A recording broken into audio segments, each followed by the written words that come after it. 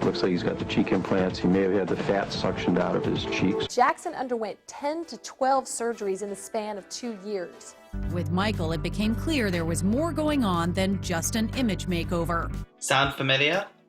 Well, speculating over Michael Jackson's plastic surgery was regular viewing, with supposed medical experts assessing Jackson's face through tabloid images, and then speculating a whole host of surgeries he'd apparently undertaken.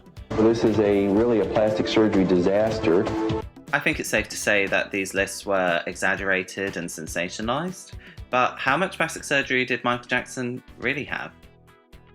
And welcome to the detail. In this video, we are going to chronicle the plastic surgery procedures Michael Jackson is known to have undertaken, alongside images of before and after, in order to make an accurate assessment of the work he had done throughout his life. But before we begin, if you like this video, please make sure to give us a thumbs up, share with your friends, and subscribe for more videos like this one. Also, we love to have your input, so please leave a comment if you have any additional info that we don't quite cover here. We are always up for getting more of the detail. First up, plastic surgery number 1, rhinoplasty.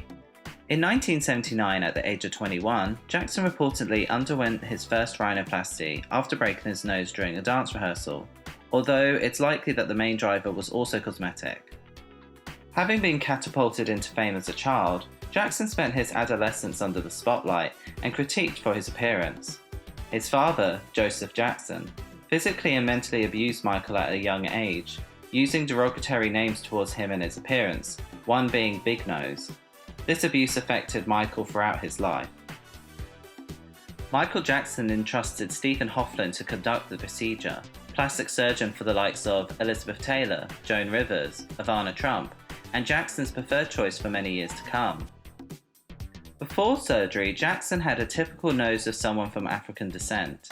It was broad at the bridge, with less definition at the tip. After surgery, what was achieved was a sensitively done, slimmer and more defined result. However, the surgery was not a complete success, and he complained of breathing difficulties that would affect his singing. Second rhinoplasty, 1981. During the hiatus between his album Off the Wall and his mega hit Thriller, Michael Jackson decided to go back to Stephen Hoffman, who performed his second rhinoplasty in 1981. Hoffman later explained, "Noses sometimes can't be reduced all at once. It took a 2-stage procedure."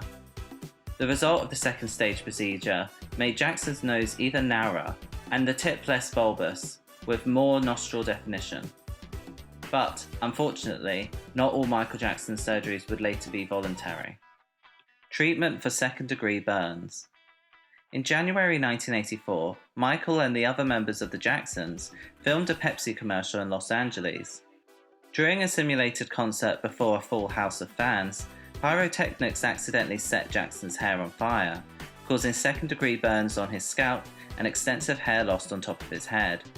Michael Jackson endured through a series of painful surgeries to fix his burns. The hair on his head reportedly never grew back, and the injuries were so severe that it's thought to have sparked his painkiller addiction that would later result in his death in years to come. A third rhinoplasty, 1984. After his extensive burn treatments, Jackson decided to have another rhinoplasty. As part of this treatment, they reduced and dramatically flattened his nostrils, as well as further refining the tip, giving it a slight upturned appearance. A fourth rhinoplasty, 1986. During the period between his albums Thriller and Bad, Michael Jackson had his fourth rhinoplasty in 1986. The result of this procedure is a much more pinched appearance. Chin implant, 1986. Inspired by Kirk Douglas, Michael Jackson had a dimple made in his chin. This could be achieved by the use of a chin implant, or in some circumstances, created using dermal fillers. Although, his autopsy report stated that he had 2 incision marks at the bottom of his chin, so we can assume that Jackson chose to have the implant. This gave him a more defined and masculine appearance, contrasting with his more feminine upper half of his face. But, from this point on, it's unclear exactly what other surgery Michael Jackson had. But what we do know is that from 1986, Michael Jackson became a regular client of Arnold Klein, a dermatologist that specializes in dermal filler injections, to treat Jackson for severe acne and scarring that he had occurred through cosmetic surgery. It is almost undeniable that Michael Jackson had further surgeries on his nose.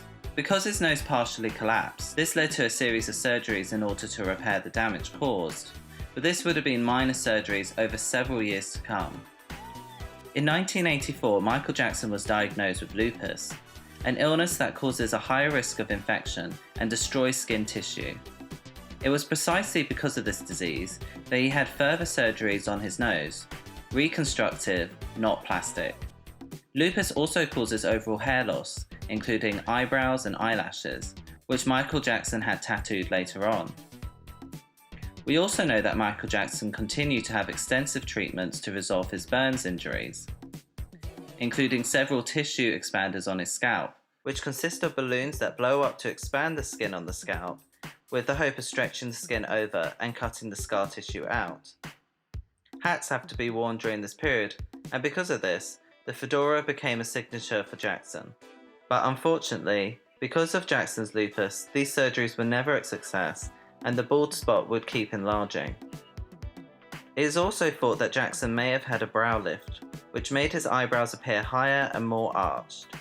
And based on his autopsy report that indicated that there were a scar behind each of his ears, which were likely to be as a result of cosmetic surgery, this is likely to be true.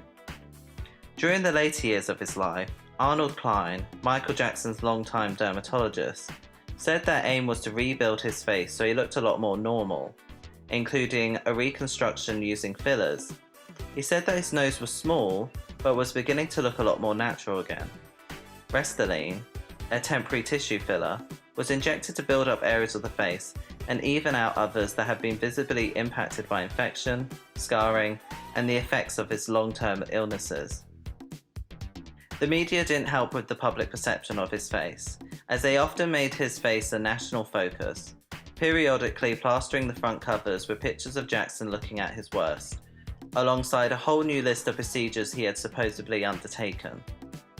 The reality is that for much of the 90s and into the 2000s, it was largely because of non-invasive changes, like his hair or a change in his makeup, as well as the effect of his ongoing health issues that made his appearance change so drastically, and not the result of cosmetic surgery. Again, thank you for watching The Detail. If you like this video, please make sure to give us a thumbs up, share with your friends, and subscribe for more videos like this. Also, we love to have your input, so please leave a comment if you have additional info that we don't quite cover here. We are always up for getting more of the detail.